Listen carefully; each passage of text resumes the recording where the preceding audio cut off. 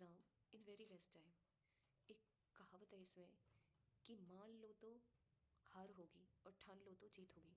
बहुत सारे स्टूडेंट की प्रॉब्लम रहती है कि भई हम इतने कम टाइम में एग्ज़ाम को कैसे क्लियर करेंगे, क्या करेंगे? देखो, किसी भी एग्ज़ाम को क्लियर करने वाले 3 तरह के स्टूडेंट होते हैं। पहले वो जो पूरे साल पढ़ाई करते हैं, लेकिन लास्ट में वो पूरे साल अपना एक ब्लूप्रिंट बनाते हैं और उसमें उसी हिसाब से पढ़ाई करते हैं। उनके आर पढ़ने के सब कुछ डिसाइड होता है, प्री डिसाइड। और वो लास्ट में अपने गोल को अचीव भी कर लेते हैं, चाहे वो स्कूल के स्टूडेंट हैं, कॉलेज के स्टूडेंट हैं या किसी भी कॉम्पिटिटिव एग्ज़ाम की तैयारी करने वाले स्टूडेंट हैं। दूसरी कैटेगरी वाले वो स्टूडेंट होते हैं जो पढ़ते हैं पूरे साल, लेकिन लास्ट के 1-2 महीने में उन्हें इतनी एंजाइटी होती है कि वो एग्ज़ाम में बेस्ट परफॉर्म नहीं कर पाते।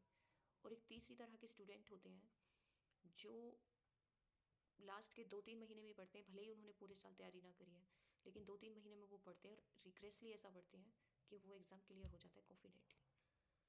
देखो, एक कहावत कही जाती है कि कंपटीशन में दौड़ने वाले स्टार्टिंग में कितना तेज़ दौड़े ये चीज़ कोई याद नहीं रखता, लेकिन लास्ट में कौन सबसे पहले रेस के फर्स्ट स्टेप पर पहुंचा वही जीतता है।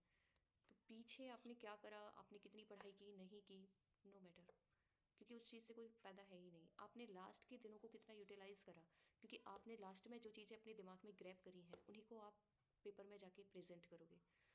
तो आप किसी कंपटीशन की तैयारी में हैं या आप स्कूल डेज़ में हैं, अगर आपने पूरे साल तैयारी नहीं की है तो आप लास्ट के 2 महीने, 1 महीने, 20 दिन या 15 दिन भी बचे हैं तो आप बिल्कुल अपना 100% दे दीजिए। डेफिनेटली आपको रिजल्ट बहुत अच्छा मिलेगा। मैं आपको बता रही हूँ, बहुत सारे लोग ऐसे हैं जिन्होंने 20, 30, 15 दिनों में भी सिविल सर्विसेज जैसे एग्ज़ाम प्री क्वालिफाई कर दिए अपनी स्टडी से। तो स्कूल वाली जो एक टॉपर का वीडियो देख रही थी मैं, उन्होंने कहा था कि स्टार्टिंग में मुझे थोड़ी सी बीमारी के कारण मैं नहीं परफॉर्म कर पाई, बट लास्ट में 2 महीने मैंने डेडिकेटेडली 11-12 घंटे पढ़ाई करी and she got rank 1 there state.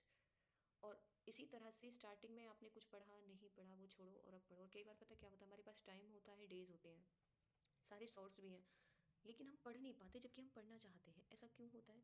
ऐसा इसलिए होता है क्योंकि आपके अंदर की जो एंजाइटी और जो पास्ट रिग्रेट है ना, वो आपको इतना हॉन्ट कर देते हैं कि आप अब जो परफॉर्म कर सकते थे वो भी परफॉर्म नहीं कर पाते।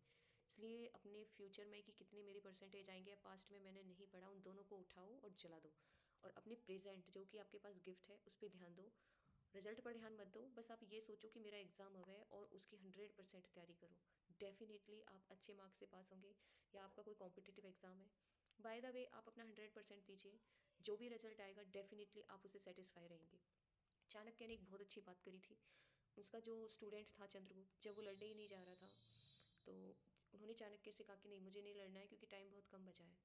तो चाणक्य ने कहा कि टाइम को मत देखो, तुम ये देखो कि अगर तुम लड़ोगे, भले ही तुम हार भी गए, कम टाइम में तुम हार भी गए, लेकिन तुम इस रिग्रेट से ज़िंदगी भर बचे रहोगे कि मैंने कोशिश नहीं की। तो कम से कम आप जहाँ भी हो, जैसे भी हो, अपनी कोशिश करें। और देखो, कोशिश करने वालों की कभी हार नहीं होती। तो पॉजिटिव रहें और कोशिश करें। और अपने पास्ट और फ्यूचर देखो, हमें रिजल्ट रिजल्ट हमारा कैसा आएगा ये हम फ्यूचर से जोड़ते हैं, और हमने कितना टाइम ख़राब कर दिया पास्ट, तो दोनों ही चीज़ें नेगेटिव है।